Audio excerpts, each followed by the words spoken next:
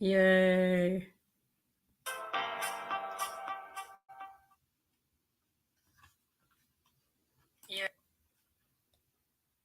I think we're live. I forgot to mute the other feed. Um, but we are here. How are you, Des?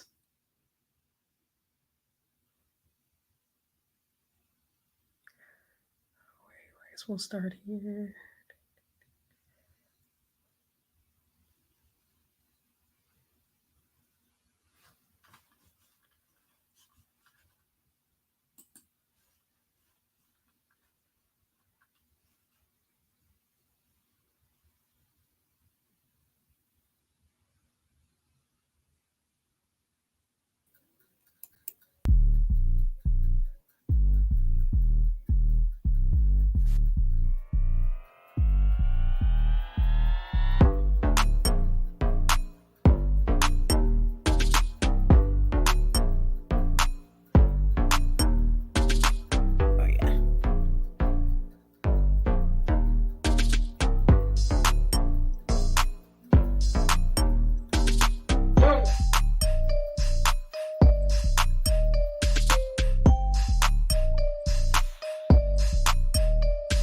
Here we are.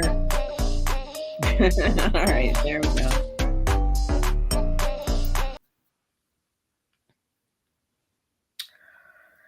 All right. How are you today, Des? We're doing all right. Let's stop this. There we go. I have been running around like a chicken without a head, but that's like every day. How are you doing? I'm thinking about that Did imagery. you If I've ever seen a chicken, I believe the saying. I feel like there's some nerve response left. That's how that Yeah, works. but when you're really tired, that's pretty much all you've got. You're Right. just Yeah. going. Yeah. Yes. So we just had Halloween. Did you take your kids out trick-or-treating, or are they too old for that now? No, not too old. Definitely went out first year in a new neighborhood, so it was good to see that nobody was on our street, but one block over, it was like the whole town was on one square block. And Well, if there you go. I'm The being good like candy. right, a conservative estimate. I know some of these houses must have seen hundreds of kids like just come by because it was so dense. Oh, But it was fun. I decided I was going to do a Slytherin costume this year, so I had the robe, had the green hat, wore my green striped Adidas. Um, and then so that was my pre-Halloween costume. On Halloween, I actually for the trick or treating, I dressed up as Kanye, which was I was like, is anybody gonna recognize who I am and then be like, oh my god, anti-Semite or whatever? But so I did like the big black boots, black pants, black puffy jacket, black hat. I even had a little mouth guard in. It's pretty fun. So, what about you? you like paint a mustache, like, No, no, no, or no. did you do a full beard? I didn't go that far. No. Oh, okay. No. But so how were people's reaction to that? You know what? It was so warm still. I ended up taking the jacket off, and so most of the time it was just wrapped around, and I don't think anybody knew I was Kanye, even though Well, I they felt didn't get Kanye. it. Yeah. What about you?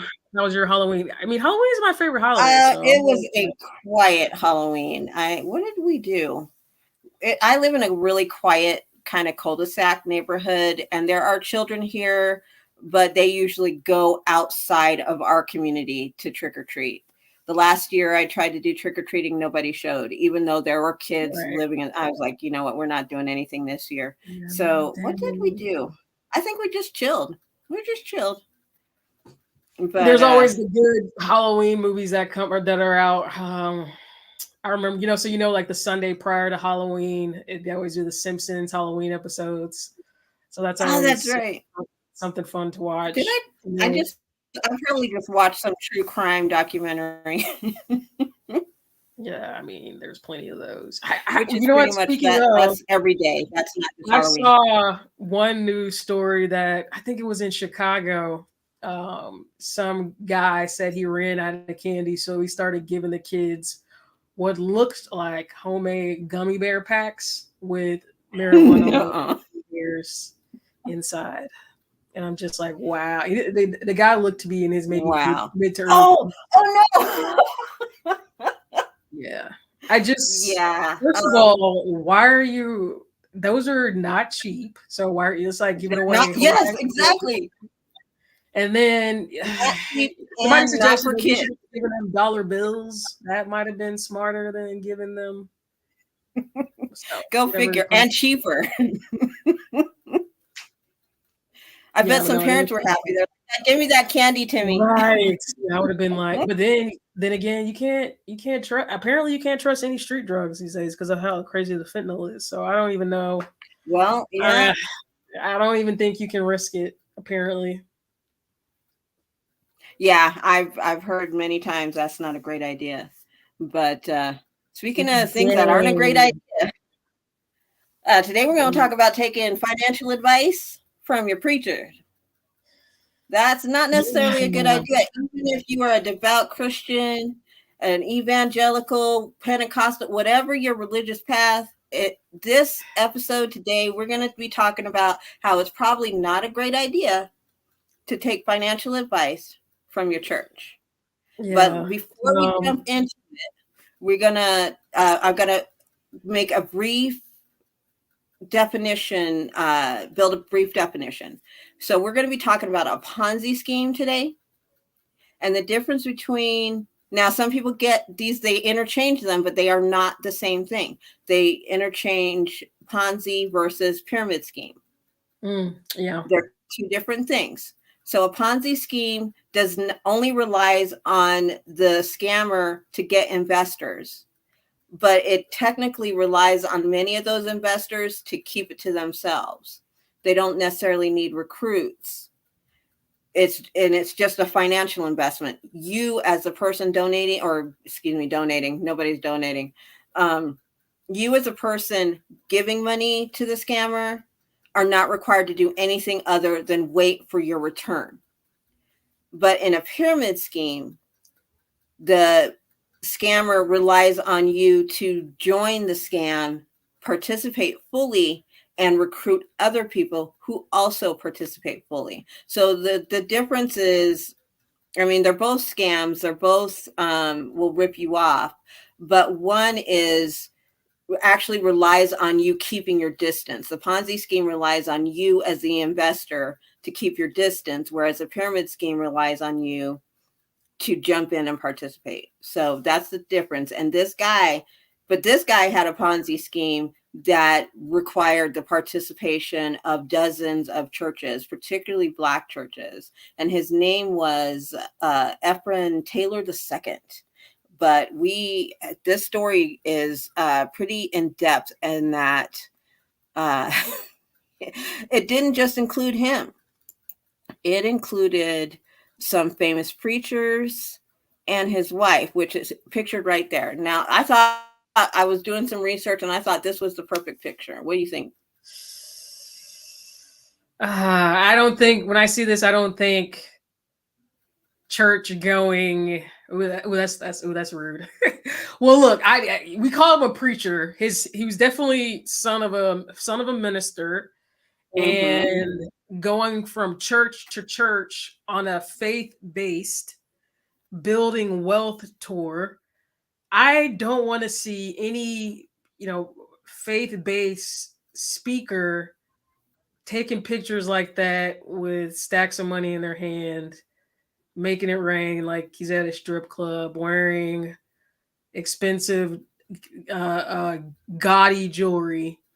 It doesn't speak to me as a parishioner, and it definitely doesn't say humility.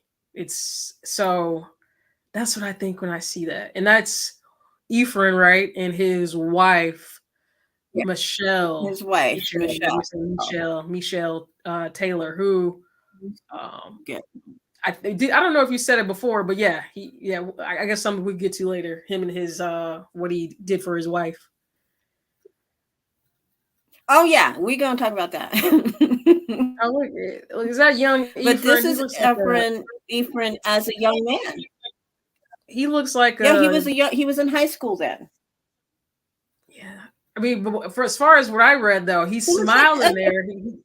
He looks innocent enough, but you know what? I'm not gonna say he was scamming back then because I don't think that's substantiated. I didn't see that, but he did start his yeah, first I business don't as think it was well. So substantiated. he was always somebody who wanted to achieve a lot. Right, You know, because he's been an entrepreneur, according to entrepreneur. some Yeah, that's reports, a since good he was word to use. 12 years old. Entrepreneur. So at this point, Yep. in this picture, he's in high school. He's probably got a couple businesses under his belt, Hmm. related to. I think they said his first one he was building computer games for people, and then at some point he Right. sort of transitioned into more financially based companies where he's making investments and doing financial analysis.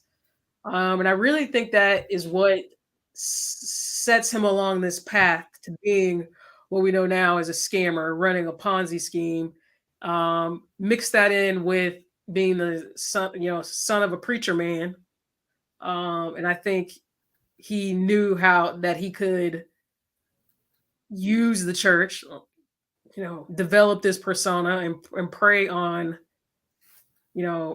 churchgoers, using the sort of schemes he learned in his early financial years. Yeah, that took us down there, to know why we're here today, really, um, and why he's considered, one of the scammers in my book who really took people when they were at their most vulnerable in church, trusting, um, guard down, believing that their pastor priest has what's best for them. You bring in basically a charlatan, a cheat.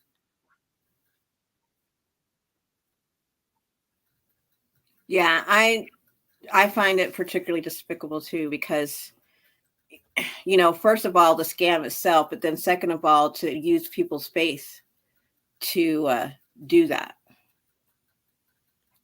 Um, yeah, that to me, I don't know. I would use the word evil to recommend that person. You know what I mean? Because a good person wouldn't do that. A good person might mistakenly sell you something that's broken, right?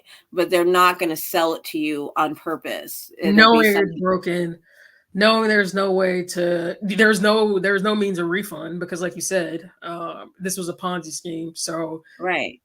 especially in the investment world, Ponzi scheme relies on getting in an initial set of investors and stringing those investors along, year after year, promising returns that you don't have, and the returns you do give out, or are based on bringing in new investors. But typically, Right. that money is spent not on providing returns to your early investors, but on your own personal expenses, like we saw with Ephraim here. Well, I Which mean, and that's the thing, right? I think part of the scheme, the darkest part of the scheme is that it was almost as if, let me show you this. They were rubbing it in people's faces. Let me make sure I get the right one. wow, is Okay. that his that's his wife? Wow. That's his wife. Okay. That's from a video that they produced called I'm a Billionaire and I Don't Care. Wow. For the first of all, they were not billionaires. Like he definitely scammed a lot of people, but he wasn't a billionaire. So like we talked about, Ephraim, what he did was, again, he took those two worlds, church going people who have a faith and are willing to, invest in good causes. That's one of the things Ephraim did was within this building wealth tour, he promoted himself, like he developed this persona as a socially conscious investor, like somebody who was high achieving because he'd had all of these Right. businesses as a teenager. Not only that, but he used that son of a preacher persona to get people to buy into what he was saying. So he wasn't just coming in as some secular investor. He was using all these different parts of his persona, child of a minister, socially conscious, um, wonder kind, to perpetuate sort of this thievery. So when I talk about socially conscious, for his early investors, what he did was he issued them promissory notes that say, you give me $100,000, I'm going to turn that into $120,000. He was promising anywhere from 20% on up.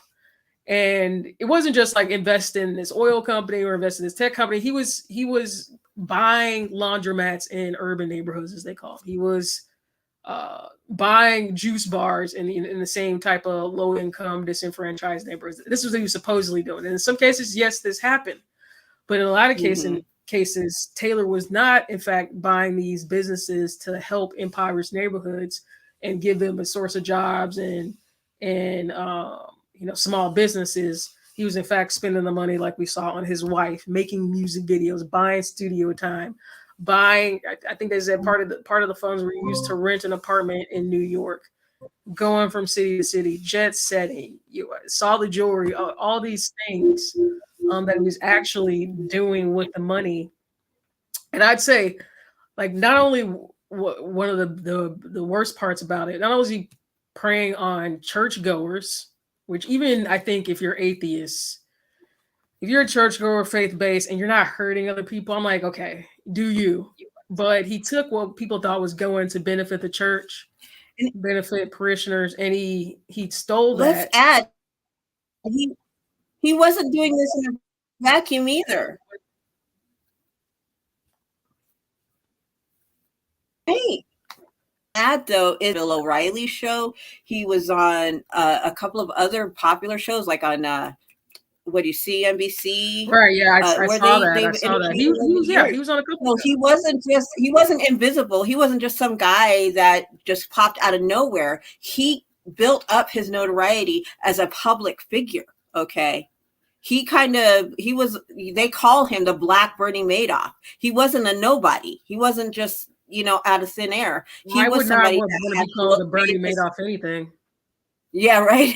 But he built his credibility nationally. So when people saw his face, he had credibility that said, hey, this guy's famous. He's been on TV. So you should trust him when he says that he's got this financial scheme or whatever. And people did. That is I just want to like wring his neck. But I know. Allegedly, I want to wring his neck. But right. Well, he's in prison, so I think we're beyond it. Right. So you talked about how he was able to go into these churches because he was believed. I mean, we often hear the saying, people will believe any man with a suit on. That's part of it. He was a man with a suit on who had this credibility from his father. He had started all these businesses. The way he fell into this particular corporation, which he ends up getting caught up in, City Capital Corporation. He had like investment business as a young person, like early 20s. And he was able to build that up big enough that City Capital, which it was at the time, wanted to merge with his business. So they merged. He becomes the youngest African-American CEO of a public company. That's how he kind of falls into that. He starts by saying, hey, parishioners invest and I'll give you 20%. When that doesn't work, he goes into like a sort of plan B scheme, buying these, what they call them, sweepstakes machines, and setting them up in different businesses and telling his later investors that I'm going to get you 300%. Anything more than like 10% up into like some really early startup. Red flags. All of those are red flags. It's not going to happen. It's just, scam rule 101. Whenever somebody promises you hundreds of percent is rare. If they promise you a business, it's a business scam. Early stage. So I definitely consider early stage startup investment different than a return on a gaming system that's been around for centuries. Very different. Right.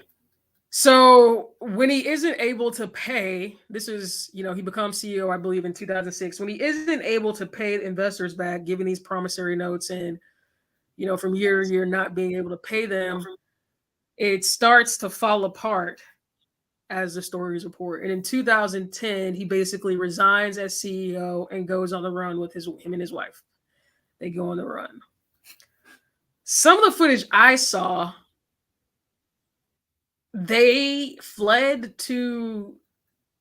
out of state, and his wife ends up working as a massage therapist under the name Liz Taylor at a boutique. It's a massage boutique type place.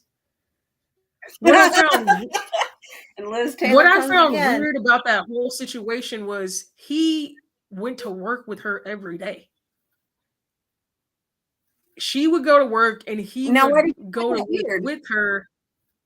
What was that? Why did you find that weird? Why would you go to work with your spouse every day? She is going to her job and he is following her there to like sit in the waiting room, sit in the lobby. Like, is it me? If you went to like any kind of like, I'm not even saying because it's like hiding out. Oh yeah. So is that no? That's part of the story, and so the women that work there find it weird. Of course, your husband's coming to work with you every day. The other thing was she was talking about how rich they used to be and how the other ladies' purses are fake, and she's better than them. They're just her and her husband have just fallen on hard times, and people are, the other ladies at the massage therapy boutique are like, what is her deal? And so she's going by this name Liz Taylor, but on her official massage license, which is hanging on the wall, says Michelle Taylor. And they do the quick Googles. By this time, of course, they're like a part of America's Most Wanted, and it all falls apart, and they have to flee the massage therapist studio. And shortly after, Ephren turns himself in, and that's kind of where the jail time, the serious jail time, and serious, he understands for the first time, I think, that he's going to do some serious jail time. What ends up going to trial? No, it doesn't go to trial. He's convicted on October 8th. Him and one of his co-conspirators. Yeah, had to pay. What you said, 11? I think I saw somewhere 14, but he ends up having to pay 14. The CEO who he hired, who was in on the scheme, a lady named Wendy Connor, ends up having to pay, and then Ephren ends up with 19 years, 7-month sentence on fraud in the federal penitentiary. 19 years and a fine of $14 million plus. Wow. And that's a damn shame, okay? Because he started off great. He started off at 12. I was planning my schemes at 12 too, but man, I ain't never seen the inside of a jail cell. I wonder where it went wrong, and I think this case is too recent for maybe there to be. I'm surprised there isn't more analysis out there. But when you have like a legitimate sort of genius, I'll call it, like at 12 you're starting your own business and it's designing computer games. A lot of 12-year-olds 20 years ago, you might see it now, but a lot of 12-year-olds 20 years ago, 30 years ago, were not starting their own computer design businesses, game design.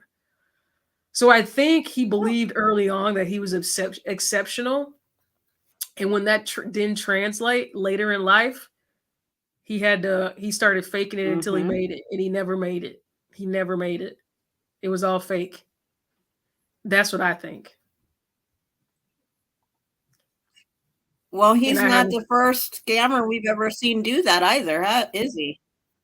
I agree with you, because it sounds like a lot of other. She had a great idea. It didn't pan out, but it turned into this giant scheme that got away from her. Elizabeth Holmes. The idea I like the idea of the blood draw. You just do 3 drops of blood and then boom, all of your tests are done. But she couldn't make it happen. So instead of saying, oops, we didn't make it happen, she continued to get investors while lying about it. this is the thing with Elizabeth Holmes, though. I didn't see anything about her that ever indicated she was exceptional. She got the most exceptional thing I think okay, so before starting her company, the most exceptional thing she seemed to have done was get into Stanford, which thousands of kids do every day. Beyond that, she had an Right. idea. And That's not the unique. exceptional part for me was she was able to convince people to fund it with before it produced tangible results. And I think a part of that was the pressure of all these new startups, especially Right. from an Ivy League dropout, have to be unicorns. They got to produce like exponentially fast. So yeah, you're right. It was the same thing. Is I was exceptional early on, and if I can't keep it up, I gotta fake it till I make it. Which wow, craziness. Ephraim, but this is the thing. What I say about this. What was the name of old girl who was a Gone Girl impersonator? She was the Gone Girl faker. I cannot think of her name, and I was thinking about her earlier. Sherry Papini, that's her name. I will say that Sherry Papini, we did that episode. Sheriff Papini. Yeah, who we did that episode about a couple weeks ago. She looks crazy. To me, she looks like a scammer. Ephren Taylor sounds like a scammer. He looks like a scammer. I'm sorry. It's just some people, they have a look. They got named a scammer name. And he fits the profile of me. Yeah. Anything else with old Ephraim? We Yeah. forgot to talk about. It does. But I think part of that sound off. The I think part of it is hindsight being 2020, and the other part being that he's dressing the part, right? Yeah. He wouldn't be able to scam anybody if he was dressed like, let's just say it, Kanye, right? It's very unlikely But I don't know if that was a good example. without having that fame, right? Without having the fame of Kanye, that he could get away with trying to sell financial products to people wearing boots, black pants, and a black jacket, right? The suit is required, particularly because he's going through churches to do it. And so, yeah, I agree with you. He looks like a scammer. He's ideally suited for what the scheme that he pulled off. And it's a dang shame that he did not use the ingenuity that he apparently had since he was a kid to do something more positive. And I always land here, right? Because I am thinking psychologically about what these people did and how, not just how it hurt the folks in these churches, but how it damaged their own life. I mean, this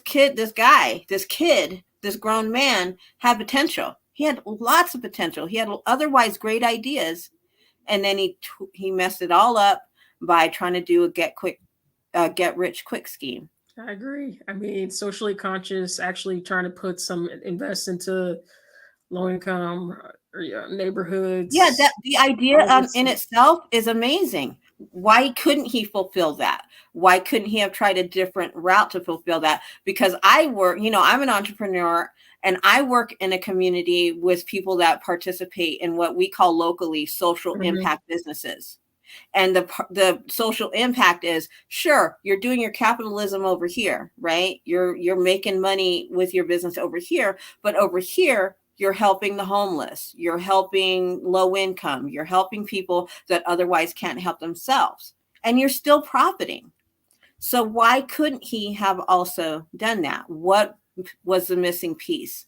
I hope somebody else figures it out and can use whatever Ephren left on the drawing room floor to maybe do something better and not target churches, but still take that same idea and move forward with it.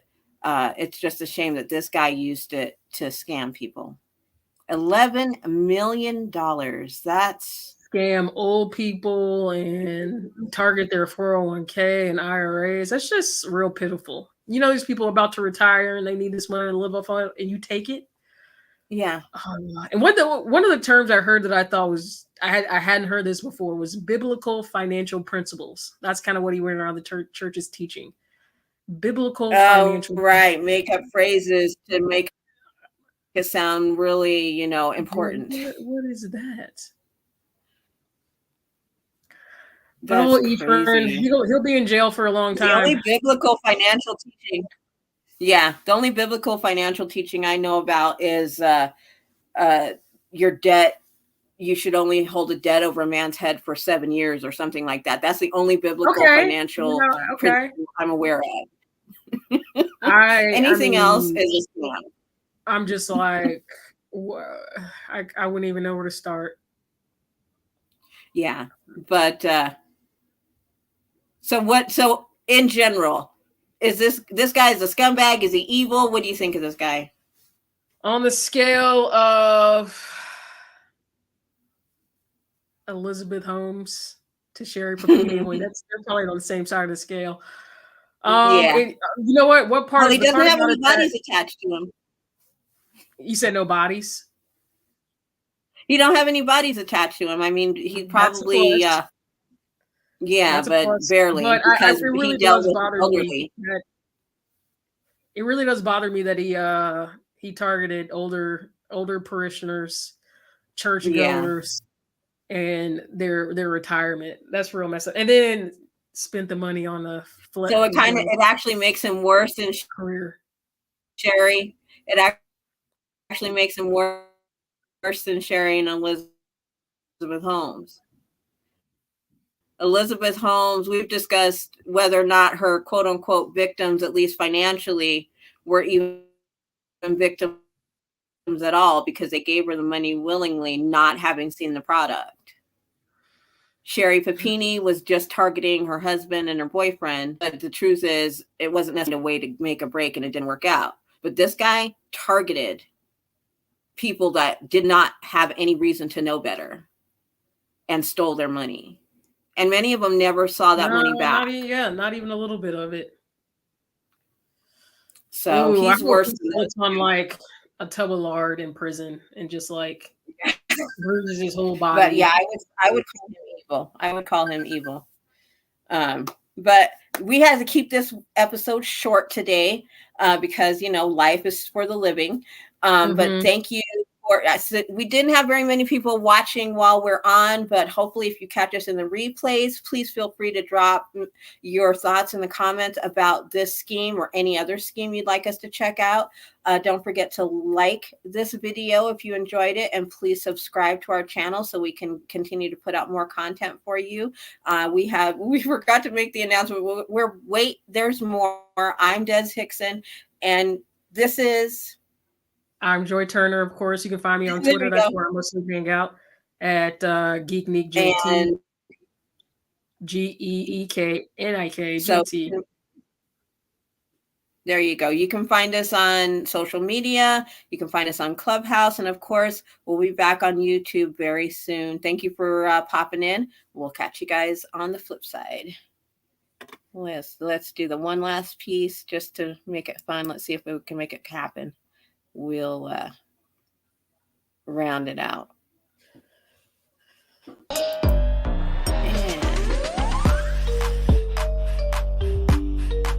Ephren. Okay, it's gonna take a minute.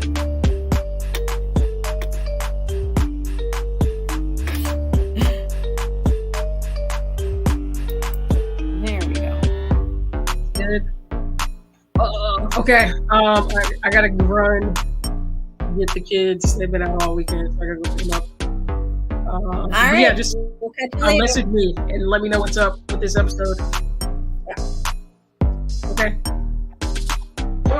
Will do. All right. Have a great evening. See you guys later.